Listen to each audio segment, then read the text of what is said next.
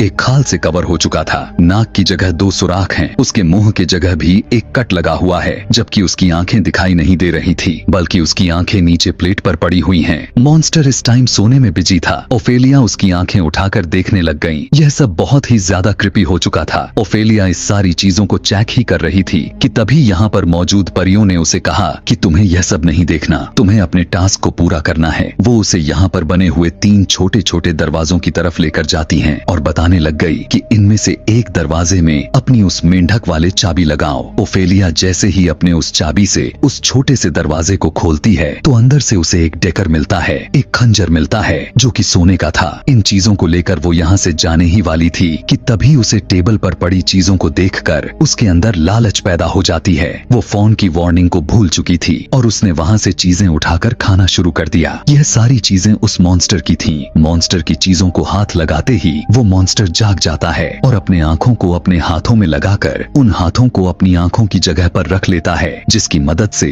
अब वो ओफेलिया को देख पा रहा था और ओफेलिया की जान के पीछे पड़ गया। इससे पहले कि वो ओफेलिया को पकड़कर मार देता, वो छोटी छोटी परियां उस मॉन्स्टर की आंखों पर अटैक करके उसे डिस्ट्रैक्ट करने की कोशिश करती हैं। मौका पाते ही ओफेलिया यहाँ से भागती है, लेकिन उसने देखा कि उसका टाइम अब खत्म हो गया था और जो दरवाजा उसने खोला था अब वो भी अब खत्म हो चुका था। वो मॉन्स्टर उन बेचारी छोटी छोटी परियों को मार चुका था और अब दोबारा वो ओफेलिया की तरफ बढ़ रहा था ताकि उसे मार सके। पर तभी ओफेलिया ने दिमाग चलाया और अपनी मैजिकल चौक से ऊपर की तरफ मार्क बनाते हुए अंदर चली गई। असल में यह रोशनदान उसे उसके कमरे में लेकर गया हुआ था और इस तरह